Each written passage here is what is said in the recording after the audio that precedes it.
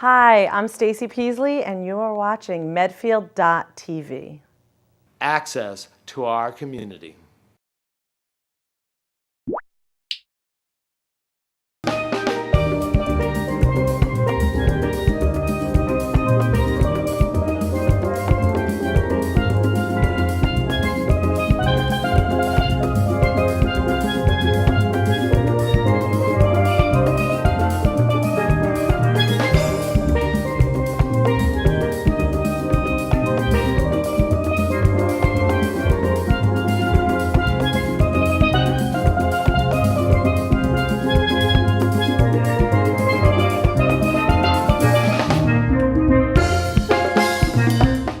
This is Alex Stephen from Life Transforming Treasures. I'm your host on Live Your Passion. I'm an author, a speaker, and a transformation coach. I share my stories and wisdom of raising a successful deaf son and making a life-altering decision that empowers people to transform their lives to one of freedom and fulfillment. On Live Your Passion, we bring guests that share their stories and their wisdoms to help you on your journey. Today I have with me Mary Dyer, who will introduce herself, and we will hear from her story and what she's going to bring to us today. Welcome, Mary. Thank you, Alex. Yeah. Pleasure to be here. Yeah, thank you. Welcome. Yeah. So just tell us a little bit about who you are and what you will some of what you'll share with us today, and we'll have the conversation. Great. Yeah. So my name is Mary Dyer, and I grew up in Boston. I've lived here my whole life. I grew up in the community of Dorchester in a very, very diverse neighborhood with a large family. I am the youngest of 8. Grew up going to the Boston Public Schools my whole life. And I came basically after meeting you through Heidi and Tricia to just talk a little bit about my journey, my story. Hopefully, share some wisdom with people who maybe have a similar thread in their life, Right. and may feel that something I might say could spark something for them. Yeah, so, and thanks very much for taking the time. And, I told you this on the phone, I love your initiative. You were looking at the shows on YouTube and you sent me an email and we started to communicate, and I thought you'll be a good candidate. Your story and what you want to share and your passion will help a lot of people. And thanks for taking that initiative to contact me. I really appreciate it. Thank you. So start by, telling us a little bit of background so people will have a feel for where you came from, your childhood, and how things were, for you growing up. Okay. As I said, I grew up in a pretty large family. It was a rough childhood. It was a childhood that had a lot of violence in my home.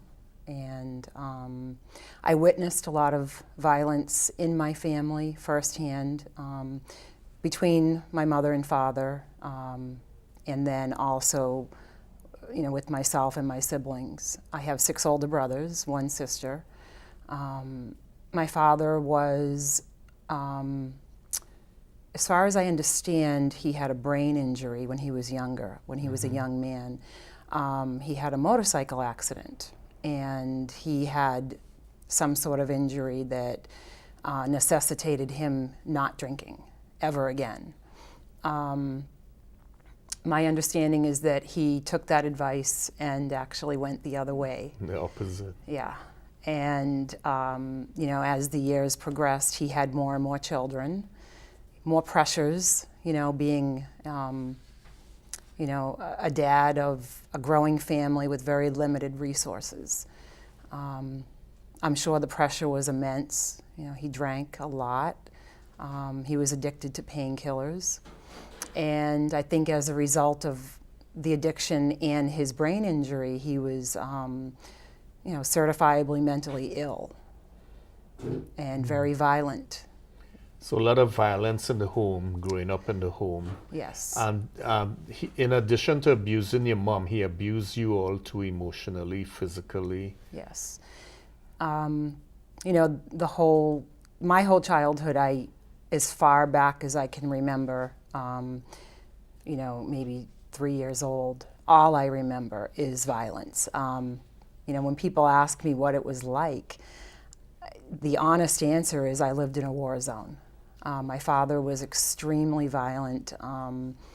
He abused my mother physically and all of us kids, to the point where it would be, you know, considered brutality. Yeah. So that was a tough situation. And how did the neighbors treat you all? I mean, from that sort of activity in your house, how was it Yeah. living in the neighborhood? Yeah, that's an interesting question, because it always felt to me like, you know, there was always some kind of chaos going on in my household. And we grew up in a typical, you know, Boston three-decker. Right. They would call them three-deckers. So, you know, we're sharing close quarters with other neighbors, you know, Right. 3 families living in a home. And I know that they heard what was going on. They saw it firsthand. But in the 1970s, I think things were a little different. You know, people shut their door a lot, you know, and didn't want to be part of it or be involved with, I'm sure, calling the police on my father because they were probably afraid he'd kill them.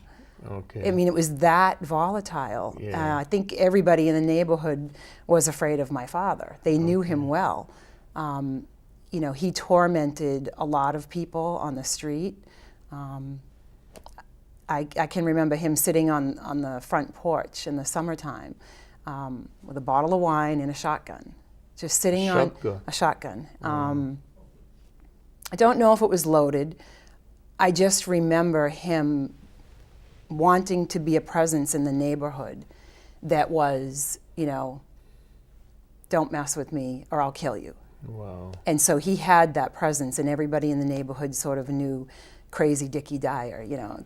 Yeah. And it was embarrassing. It was, you know, as a child growing up in elementary school, you know, kids would ask me, what's wrong with your father? Like, why does he behave the way he does? And I never knew what to say because I never understood it myself. I was a little girl. Yeah, so you had to carry around that shame and embarrassment. Absolutely, yeah.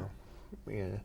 And how did your other siblings, how did they deal with it? Do you recall how, I mean, you being the last one, they were elder than you, so I assume they were in it longer than you were.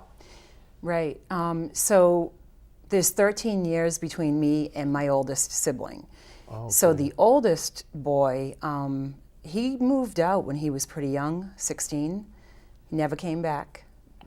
I remember him very vaguely, kindergarten, first grade, and then never saw him for many years. He moved out, made his own way out of state, somehow managed to survive as a young man. So he, you know, moved out.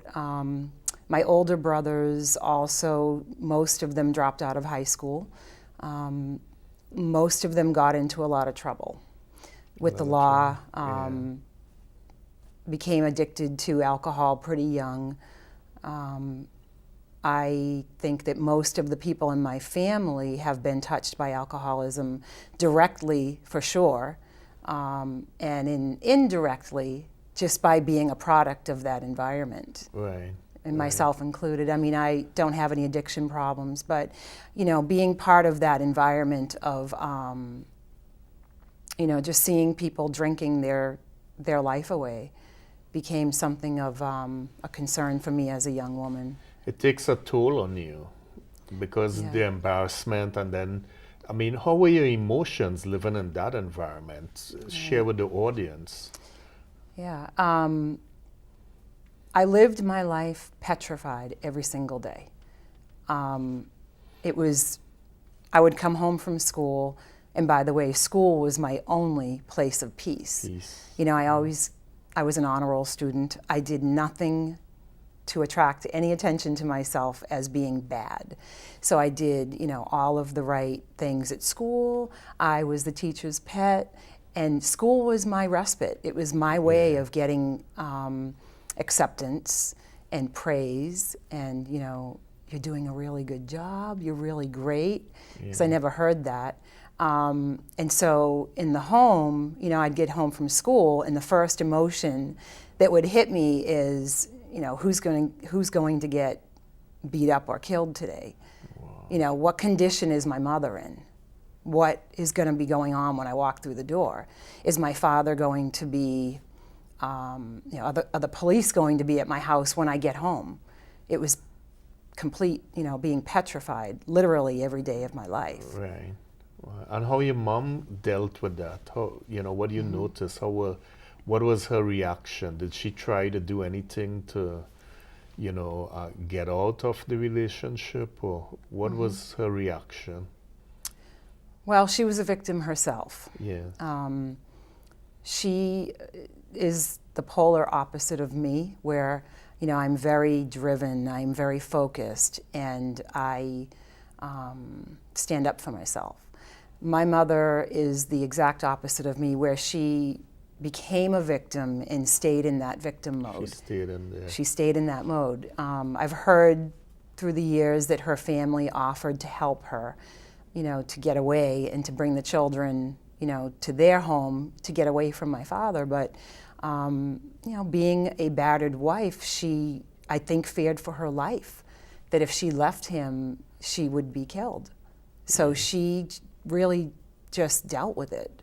She just stayed in the situation. Right.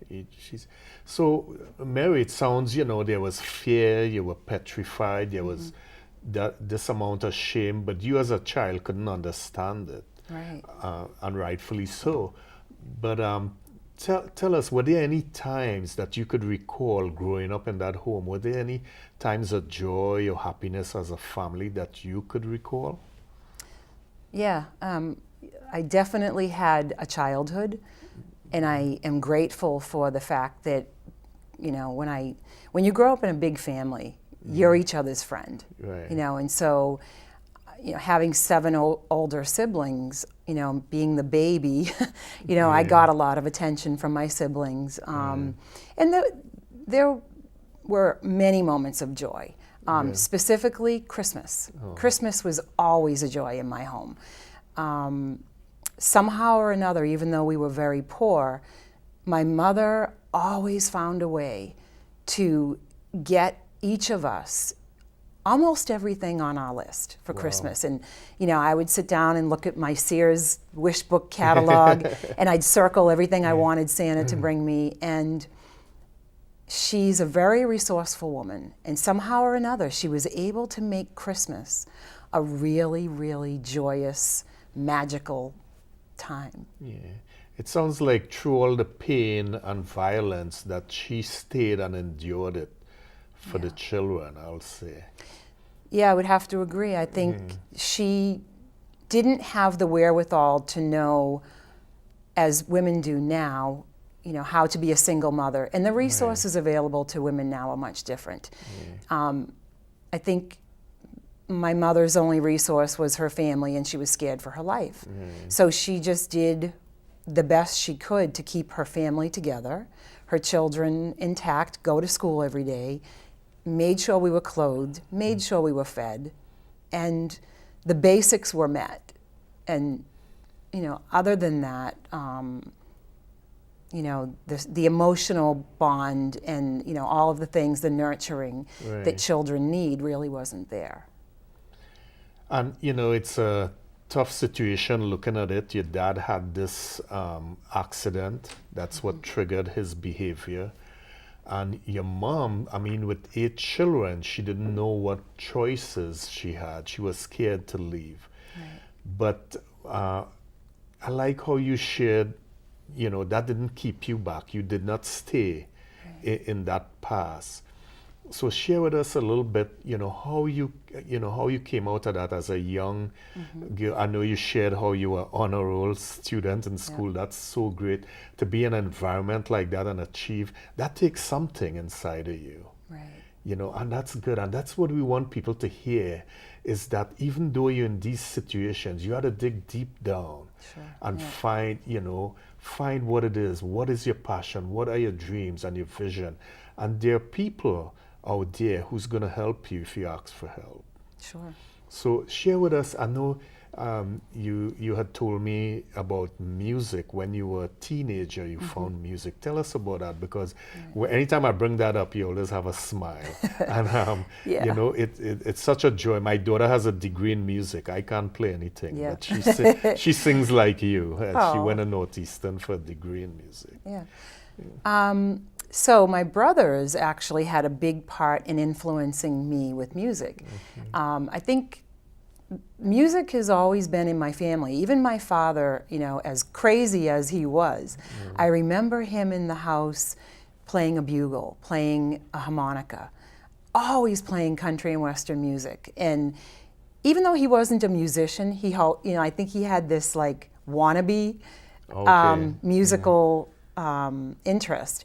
And so my two older brothers actually on their own just self-taught themselves how to play bass guitar. Wow. And so just watching them through the years, you know, they'd go to band practice and rock and roll bands. And I was always just sort of watching as the youngest in the family, like, I really want to know. That must be so cool. Yeah. And when I became like 14 and 15, I started kind of venturing out a little to see, can I come along? Can I come to band practice? And on school nights, I'd be out till like 11, 12 o'clock at night with my older brother, and he'd let me tag along, and then I'd say, can I sing a song? And I didn't know I wanted to be a singer. I just, for some reason, felt like the music was in me. And so in years of just kind of watching in the sidelines, I remember being 12 years old. If I back up a few years, my sister took me to see Donna Summer. Okay. And Donna Summer is from Boston. Okay. And she grew up in Roxbury. And my sister took me to see her in concert. I had never been to a concert in my life. And I was so blown away. I was so incredibly inspired by her. And to this day, my sister still says, you know, when you were there, your eyes were just glued to her, like you were, you know, in some magical place. And it put a seed in me that I said, I want to be like her. I want to do what she's doing. And I just started getting really, started buying all her records and coming home every day after school. I knew every word to every song, and you know, would go to dance contests and do all the disco thing. And you know, it really did cultivate this love for singing that became something that I think was an outlet for me as I became 14, 15, 16, realized I was pretty good at it. And I really just honed in on that as a hobby. And it really served me well, because I felt for the first time in my life like I'm self-expressed. And I didn't have expression in my home. You know, if I ever had anything to say, I was afraid I would, you know, get a backhander.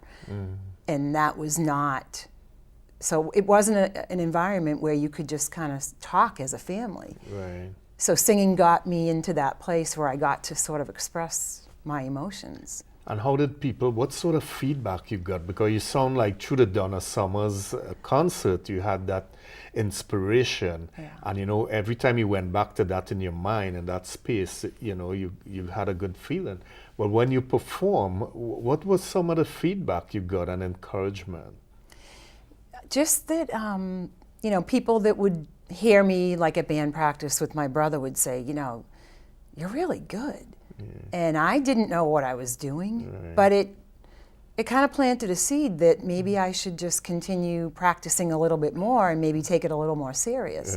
So, you know, back in the day in the 1980s, I remember looking at ads in the Boston Phoenix newspaper, which is similar to like Craigslist now. And I would look for ads and just see, like, what if I joined a band? What if I auditioned for a band? Like, wow. And I just did it. And I started meeting people, and my brother would say, you know, you can come down and sing with us a couple of songs. And I don't know. I just developed into this really great rock and roll front girl, and I could front a band, of men, grown men, and I'm this 15-year-old, and I'm jumping around. And you still do it to this day. And I still do it. Do it to this day. Good avenue to express yourself. Yeah, it really is the one joy that I feel like I can always fall back on it because it's always there for me. It's never going to leave me. It's a gift, and it's a talent. And I think with everything that I went through as a child, God gave me this gift as a way to self-soothe and to maybe also, if I take it another level, be able to inspire other people, because I've been singing since I was 15 out in clubs. And performing, I have had over the years many people come to me at a break on, at a show, and they'll say, you really made me think about somebody special when you sang that song. Or, wow, the way you sang that song, I cried. And, to hear that from a total stranger, it really does do something for your spirit. For my spirit, as somebody who I always felt like I was a broken spirit, it allowed me to feel like, oh my goodness, I'm kind of healing people. Not trying to, but it just was. It came naturally. And you mentioned that, it was a gift from God. But the thing is, Mary, is that you used it. You went to practice. You gave it a chance. You gave it a try, and you got the encouragement from people, and you went with it.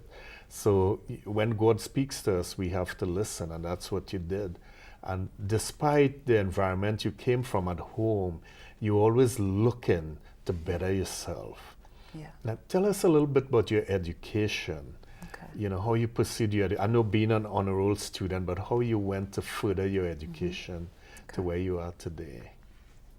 Well, as I was saying, for me as a small girl, like really elementary, school was my only place of peace. And I loved my teachers. And I was just having a conversation a couple of days ago with my family, and my sister said, when you were in elementary school, the teachers used to have to call Ma because you were constantly at every other kid's desk trying to play teacher. And I think because school gave me such a reprieve and a respite from my home life, it cultivated this natural teacher in me where I felt like it was where I could be really successful and I could help people and get attention and get praise. So I ended up actually becoming a school teacher. Now, when I was little, I don't remember saying I want to be a teacher when I grow up. But I think that the safety of school and my teachers really, really giving me that affirmation that I was good and that I was smart and all of that did something to me that made me feel like I wanted to do that for others. And so I became a school teacher. I went to college. And I got my bachelor's degree in elementary education. I taught for a few years. I taught for 4 years, and it was a tough time. It was, the early 90s, and the economy wasn't great. Teaching jobs were scarce. But you enjoyed teaching. I enjoyed it. I just couldn't live off the salary. The salary. It was tough. But in your family, you were the only one who went to college. Correct. Out of the 8 siblings. Correct. 8 kids. Yeah, so out of 8 children in my family, only 3 graduated high school. And I went to college. My sister went to a trade school and she became a dental assistant. But as far as like formal education in a degree, I paid my way through school. I went to Lesley College, which is one of the most prestigious teaching schools in Cambridge, here in Massachusetts. And I really I did student loans. I worked. I went to school full-time, worked part-time, did anything I had to, just to be able to get through that 4-year period, and just really honed in on doing something different than the legacy, that had come before me. Wow. So you took it upon yourself and you were motivated. You made the commitment. So tell us a little bit about your other siblings. You're the only one who's reached that level of education. In terms of, you know, your brothers, their fight with alcohol and, you Yeah. know, the results, and share with the audience so they get a little more sense of the environment you came from. But, you know, the effects, it's not easy. Right, It, right. it was destructive in a lot of Yeah. in a lot of ways. So, you know, explain to the audience a little bit about your dad and your brothers and Okay. where they are. And So, unfortunately, you know, my older brothers took a lot of the brunt of my father's violence Right. because they were, you know, coming into being young men. And I think I mean, we all got our fair share of abuse, and abuse in terms of, in my experience, it was every kind of abuse you can imagine. It was physical, it was emotional, it was sexual, it was every kind of abuse that a child could endure. My brothers, my father really not only physically abused them, but very much broke their spirit. You will be nothing, you are nothing, you will do nothing. You know, the message was very clear since they could walk, that, you know, they were no good. And so some of my brothers internalized that with, you know, drug and alcohol use. My two oldest brothers passed away pretty young. My oldest brother, Bob, passed away at age 50 in 2006 from alcohol and drug abuse. And my second oldest brother, John, passed away in 1999 at age 44.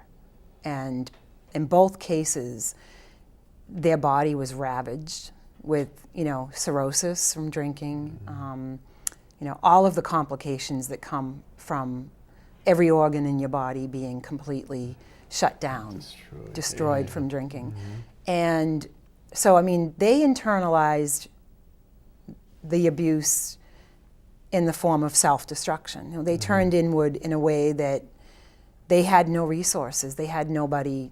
They didn't know any different. yeah. You know. And you have another brother who is also, he's still alive, but he's suffering the effects of Yes. alcoholism. Yes. So I do have another brother who's kind of in the middle of the age of my family group, and he just found out a few years ago that he has hepatitis C and cirrhosis. He is on the recipient list for a liver. So this has really run through the family. Run through the family. Yeah. And there's another brother you said who's staying with some relatives too. Yes. So then I have another brother who's closest to me in age. He's the next one Yeah. above me. You know, he hasn't done well. He's living with a family member because he really can't take care of himself in the way, you know, that a normal functioning adult would be able to. And I think he also endured a lot of that same message. And, you know, through the beatings, it was not just that. It was, you know, you're bad, you're nothing, you'll never be anything. The words, the message that, you know, as a baby, as a child, you hear that over and over. That is what you believe. The words could be more damaging than the physical abuse. Absolutely, because, you know, physical abuse has its scars, but those scars go away. Yeah. The ones that don't go away are the ones that stay with us, and we carry them through our whole life, through every relationship, every friendship, every person that we encounter. We have that scar in there. And some of us, you know, get help, and some of us don't. And I was fortunate because I looked up to other people and sought out mentors. And I have to say, I have to give credit. My older sister, my only sister, she was my saving grace. She absolutely took me under her wing and showed me very young, this is the way you behave. This is how a young lady, you know, acts in front of people. Go to school, stay in school, be a good student. And she taught me literally manners. I mean, how to behave around people in public. She was like my mother. So I owe a lot to my sister. Owe a lot. And she's married, she has a family and a home.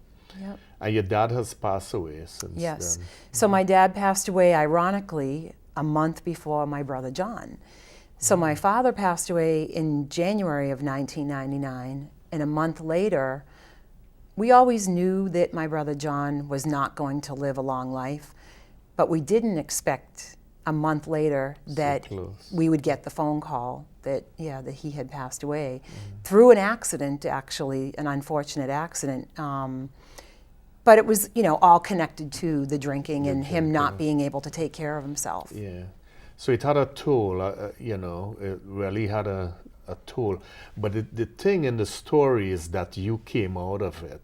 You did well in school, you expressed yourself through your music, you looked for mentors. Luckily, you had your sister.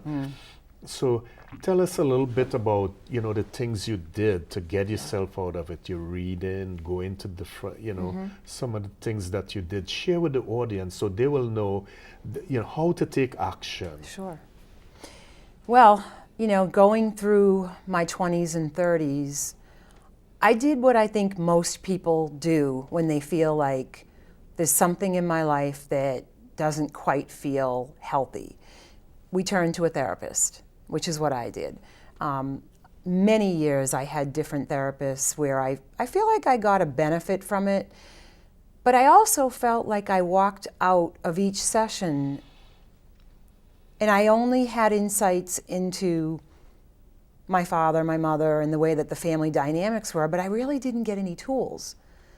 Right. And years of rehashing my childhood and talking about it, it never did much for me in terms of making progress toward doing something different. Right. And so I tried therapy for many years. I also found my way to some Al-Anon meetings through a friend that had recommended it. Explain what Al-Anon is Sure. to people who may not know. Right.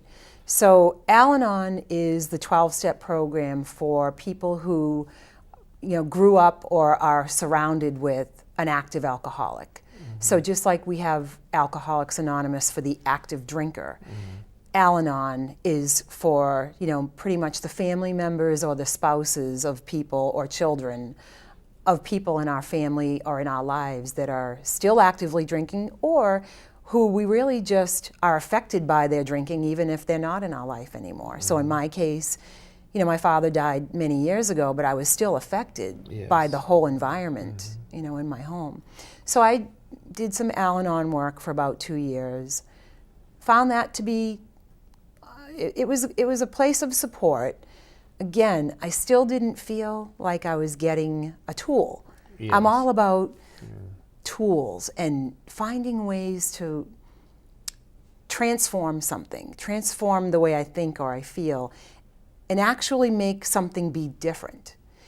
Al-Anon gave me the support, but I still didn't feel like I was getting any tools to make a difference. That you could use, to make a difference. And then I just, I guess I continued on in some therapy and got on, I think I was on Meetup. Are you familiar with Meetup? So Meetup is this, it's a website that you can go on in any interest or hobby you have, anything at all. You can say hiking and you can punch in hiking and find out where there's a hiking group near you. So I happened to be on meetup.com in 2011. And I came upon this group for women, and it was called Be More You, and they were offering a free open coaching call, and I didn't quite know what it was about. So I decided, well, it's women, and I could probably use some supportive women in my life. Let me just check it out. So I got on this open coaching call, and it was about, transforming relationships with the men in our lives, but also becoming whole with who we are as women and becoming more authentic in our lives. I have been part of that group since 2011. I will have to say that group had a profound difference for me. It gave me the tools that I was saying that I was looking for, which was, finding mentors, getting coaches. We're not given the tools or a book, of how to be the person we want to be, but coaches, as you know, and you're a coach, sometimes you need to step out and find a way to get help with somebody that's not invested in it as a therapy thing, but more of wanting to see you succeed. Someone to see you succeed. And you know, I know Heidi Bertram and Trisha Bennett, the owners of Be More You, and they have been on this show, both of them, as you know. Yeah. So, and I've been on the panel, my wife and I, on one of their seminars a few weekends ago. So I'm familiar with Be More You. Yeah. And I know you said you got a lot of results. And I spoke to a lot of the women there when Raz and I went to the seminar. They have been, you know, associated with Heidi and Trisha for years. Yeah. So it's a good place for women who are looking for relationships and, you know, to get help, and a supportive group. Right. And you can't beat Heidi's energy. Oh, So no. it's contagious. Yeah. So it's been good. What are some of the other, you know, places I know you said you read a lot too. Yeah, I think everywhere that I heard about a great self-help book, I would just go and get that book. And, you know, I've read a lot of books. Yeah. I have read, you know, books about transformational work from every angle of relationships, career, spirituality, and just really honing into what is my passion. And as I've done this reading and years of, you know, self-exploration, self-examination, I get a little more, my toe goes in the water just a little bit more, and I say, wow, what if I could do things differently? What if I could have a different relationship with somebody that I care about? What if it could be better?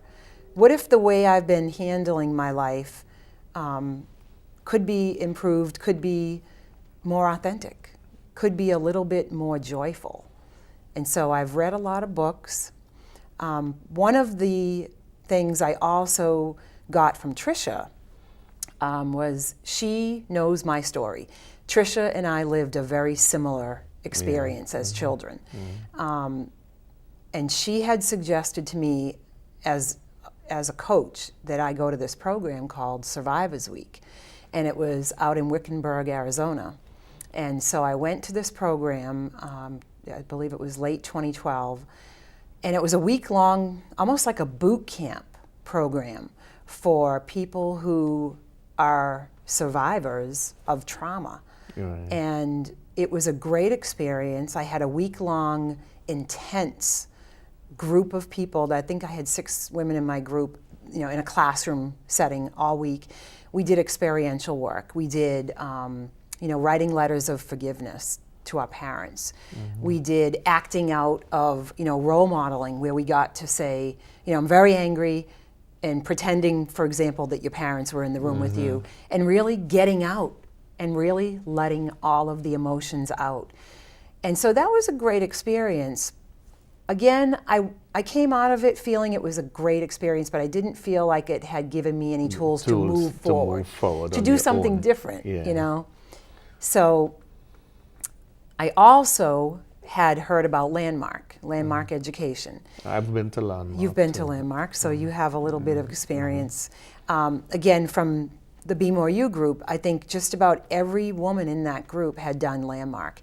And I kept hearing, what is Landmark? What is this? Everybody keeps talking about Landmark.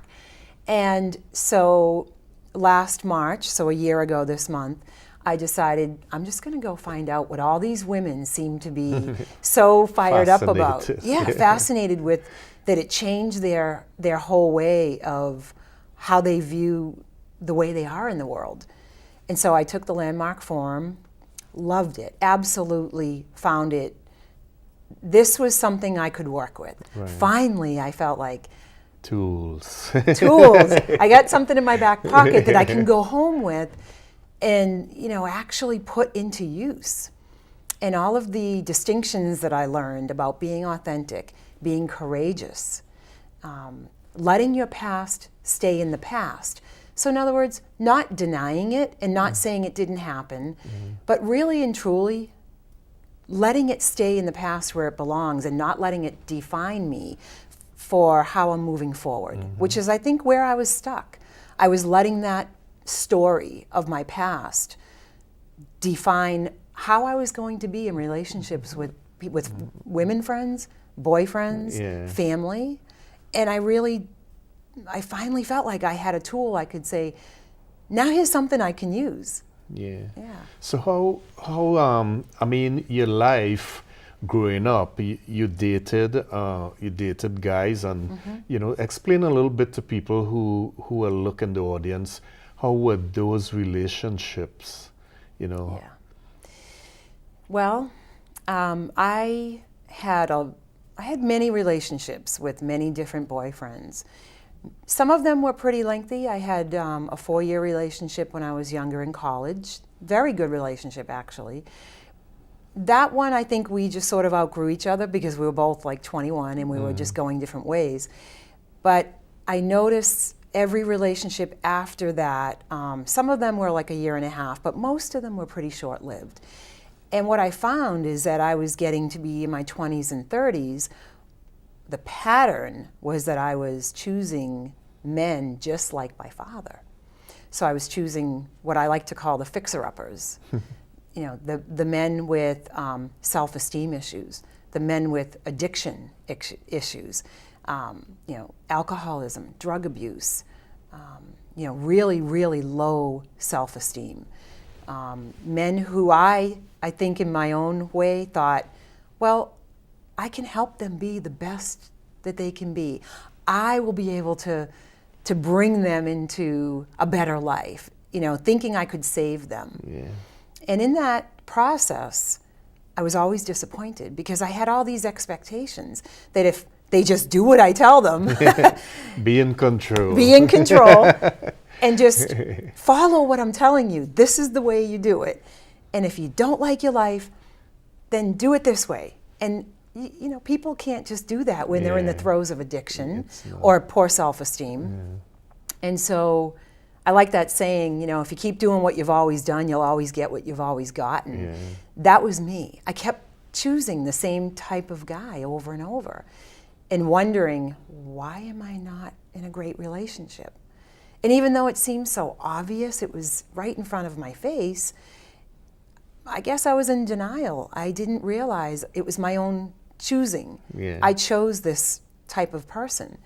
And so through the Be More You group, for 3 years, I got a lot of help with loving myself first. Like really and truly love yourself first. Because Despite of what Yeah. happened in the past. and because also you won't have successful relationships with not even women friends, never mind men, Yeah. if you're really truly not putting yourself first, loving yourself first, and really truly finding what it is that makes you happy and making that a priority.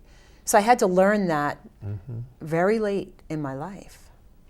But you never stop learning. That's one of the things I admire about you with your education at school, your job. Tell us a little bit about your job. Let people know where you came from and where you are with your job. Okay. Well, as I had mentioned, I went to school to be a teacher. Loved it. Couldn't live off the salary. I was literally buying groceries on credit card. I had no money. So in the aftermath of deciding that teaching wasn't going to pay my bills, I decided to get into office secretarial work. And started off as a receptionist. I went to a temporary agency. I said, I can type, I can answer phones, put me to work. Yeah. And I ended up getting a job as a receptionist, and all of a sudden my salary was 3 times what it was as a school teacher. Yeah. I had a brand new car for the first time in my life. Wow. And so I just kept going in that direction and really absorbing this corporate environment of smart people, real bright people who really taught me a lot.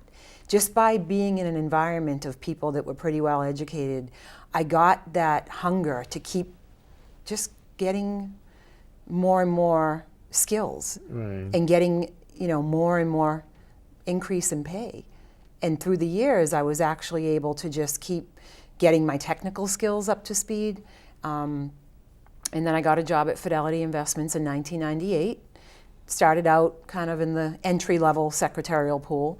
And in 2005, I became a manager, and I now manage 15 administrative professionals. Now you're a manager in I'm a manager. top investment firm. Yeah. Because you kept at it. You took action. You didn't feel sorry for yourself. You always went up with your education, and you kept going forward and said, I could do better than this, despite the pain you came from. And that's what we want people to hear.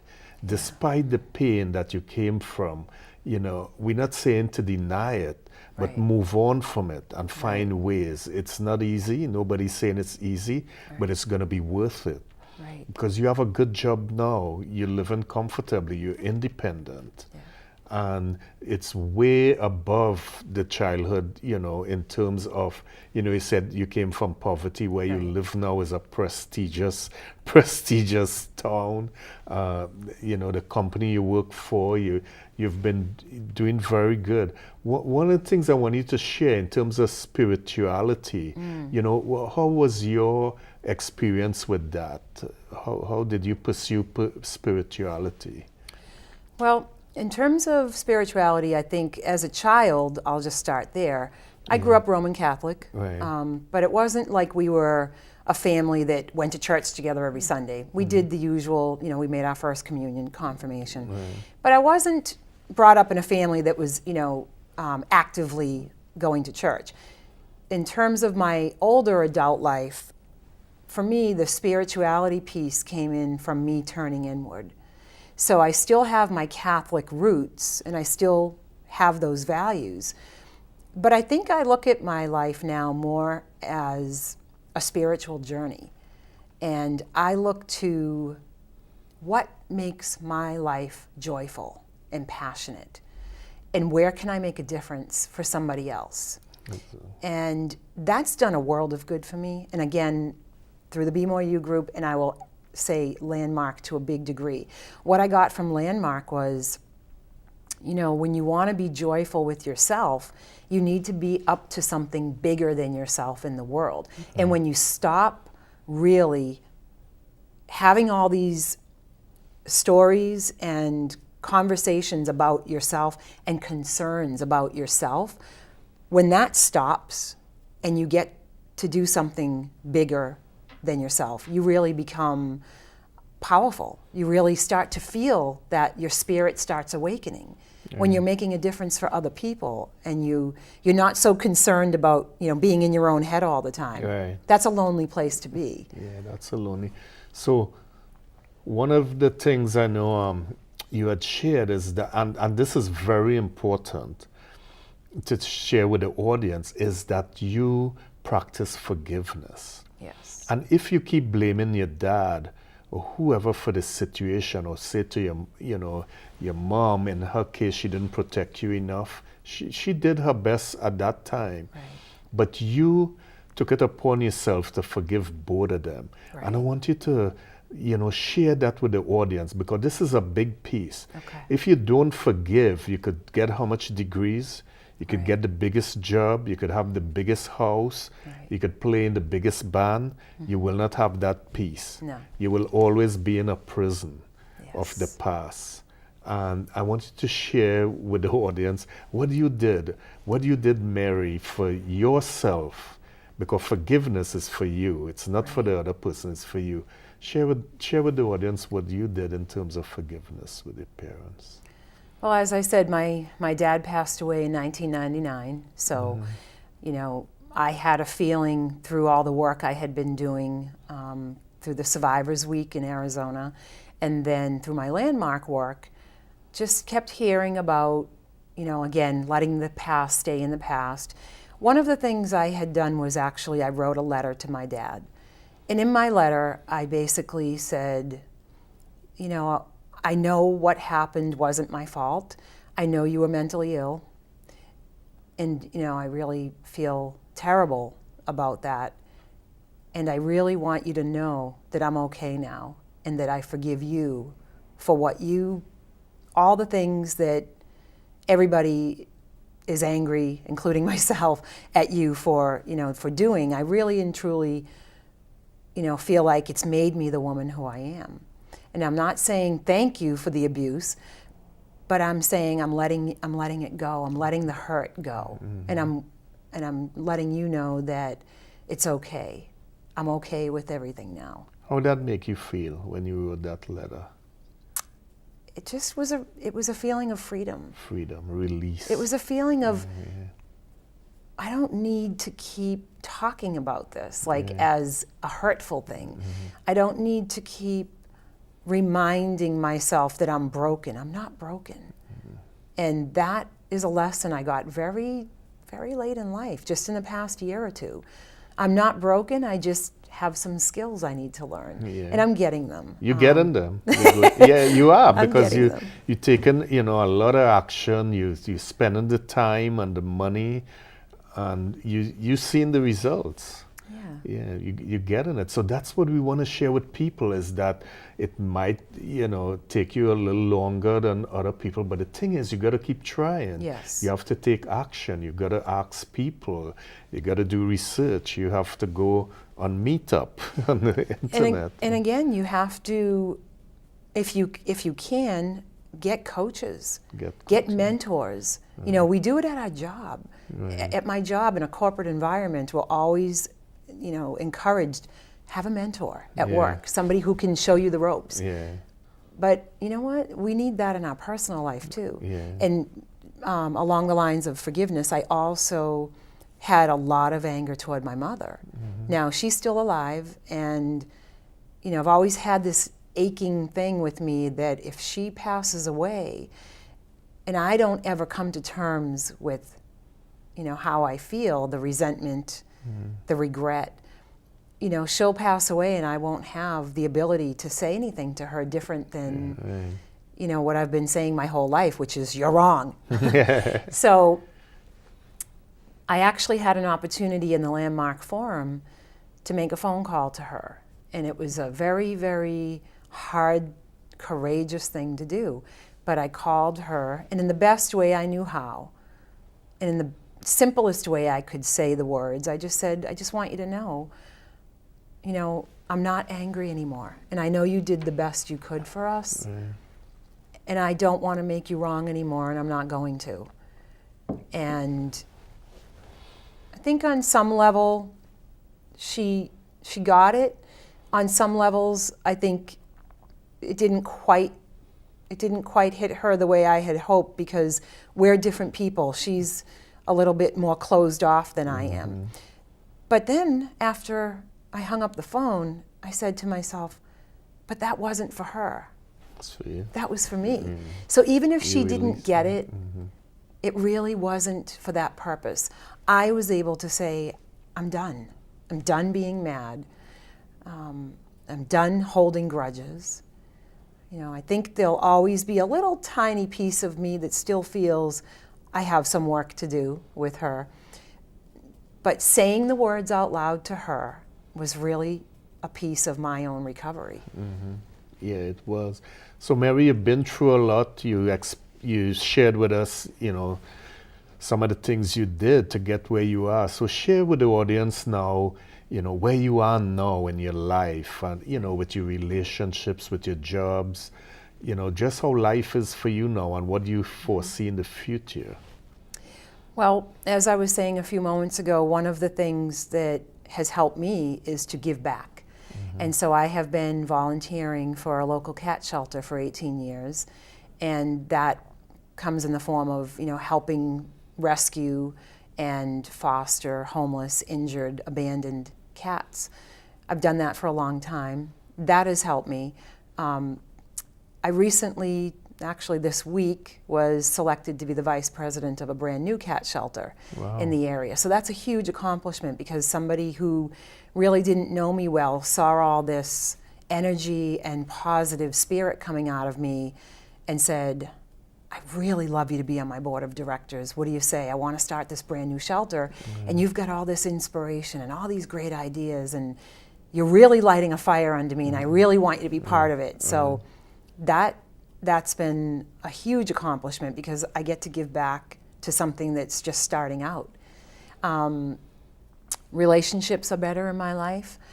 Certainly dating. I've never been married. Still, I'm 48 and I'm still hoping to find that special person.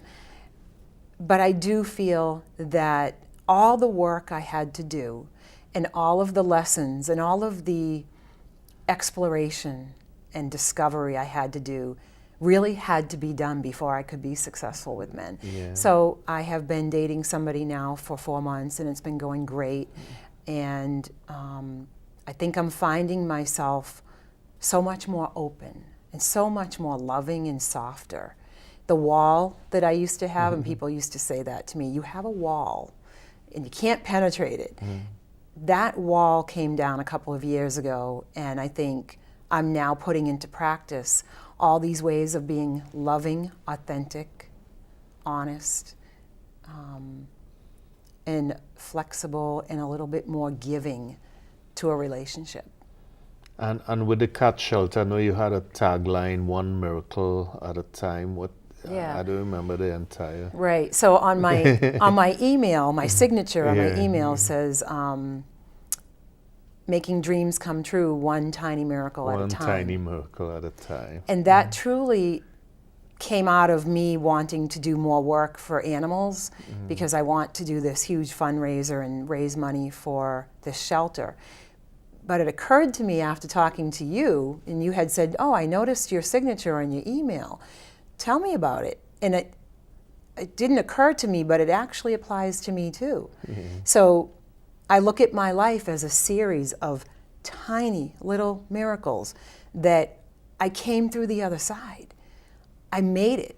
You know, I got through the other side. And not only did I make it through the other side, you know, I can feel my heart beating. I can feel myself being alive and joyful and grateful. Gratitude is a huge piece of huge. this. Forgiveness and gratitude. Gratitude The has key. become part of my life in the past, I'd say 6 months. Only as recent as 6 months ago. And you talk about tools, and I give people a gratitude tool. You know, every time I coach people or even talk to people, and I have it in my book, is that simple. Just take a plain sheet of paper and draw one line. And on the left side, put 10 things you're grateful for. Yeah. On the right side, what you desire. And I tell people you cannot complain about what you have and expect to get what you want. Right. Gratitude is the key that opens the doors to It your does. desires. It You does. have to live in appreciation. You have to live in gratitude. Yeah. Those people say, how I get unstuck. And I say, you want it quick? It's gratitude. Yeah. It's forgiveness. Yeah. You know, and gratitude, it all comes together. Gratitude, forgiveness, giving, you know, in charity, giving back, and realizing that there is so much abundance in this world. We don't need to cheat anybody. No. So once you have those basic values, you will see changes in your life. And I come from a place of scarcity. You know, I grew up always looking over my shoulder, where's the next meal going to come from? Where's the next, you know, paycheck going to come from? And when you come from a place of scarcity and there's not enough, whether it's enough money, enough relationships, enough joy, whatever it might be that you're desiring, enough, you know, great jobs that I want to be able to have for myself, you always have to look at where are you telling yourself a story that isn't attracting those things. And when you tell yourself, I'll never be able to find a great job, I'll never have a great relationship, that's what the you're law of gonna attraction get. working That's what right you're in your gonna get. favor. Yeah. And so I've learned to, you know, the book The Secret, you know, two or 3 years ago I started reading that and was like, oh my goodness, actually if I change my thoughts, maybe that will be a way to open up all these new possibilities. And I'm not saying that I have big miracles, but as my email signature says, Tiny. tiny miracles. And for each little tiny miracle that really I can be grateful. I wake up every morning and I say thank you, whether it's thank you for the good night's sleep I got. You know, something simple. Thank you for this cup of coffee this morning that it's freezing out and I'm warm and I'm waking up. And I really have that now. I have that gratitude on a that's simple great. level. Yeah, it's simple but so effective. Absolutely. Starts your day off on the right foot, and then Yeah. before you go to bed at night. So I advise people to do that. So Mary, you shared with us how your life was growing up, the things you did, honor student, going to college, having a great job, now in a great relationship. Music is just such an outlet for you.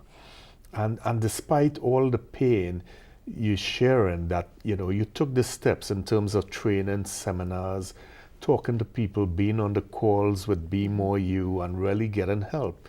And you're giving back as you talk to young women and being in the Alacon is the name? The alcoholic. Oh, Al-Anon. Al-Anon, sorry. Yes. And getting help there and talking to children who are in similar situation. So that's been really great, sharing your story and where you came from and where you are now. And I know it's a great motivation and inspiration for people to know that they could do it too. Absolutely. So is there anything else you would like to share with us that we did not cover that you think might help the audience? Is there anything else, or any tools or takeaways you want to leave with the audience? Just to recap, nothing different, just Right. practice gratitude in whatever way you can find something to be grateful for, even when things are not going well. Right. Find something in your day to be happy and grateful about. Be authentic to yourself. Really be who you need to be in the world. I've had to learn that in a very late part of my life. Like, don't squash who you are. Speak your truth. It takes a lot of courage because most people are going to be ruffled by somebody who maybe is saying something that feels too forthright. But you can temper that and find a way to say it without offending people. But truly, be who you are, be authentic. Find something that you're passionate about. Find something to give back to someone or something. In my case, it's, homeless animals. I'm helping a woman make her dreams come true right now because she's starting a shelter from scratch, and I'm from the ground up, I'm with her. That's a huge Huge satisfier for me.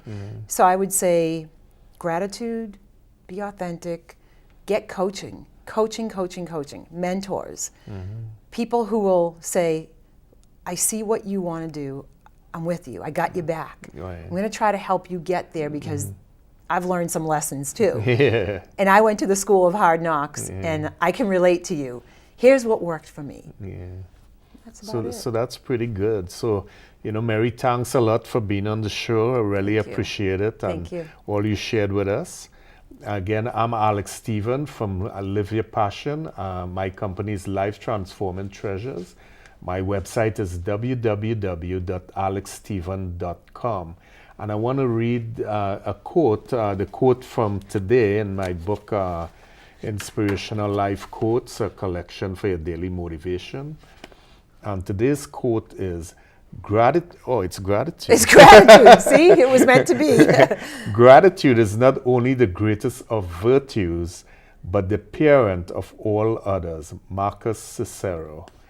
And with that, I want to say thank you for joining us, and see you next time.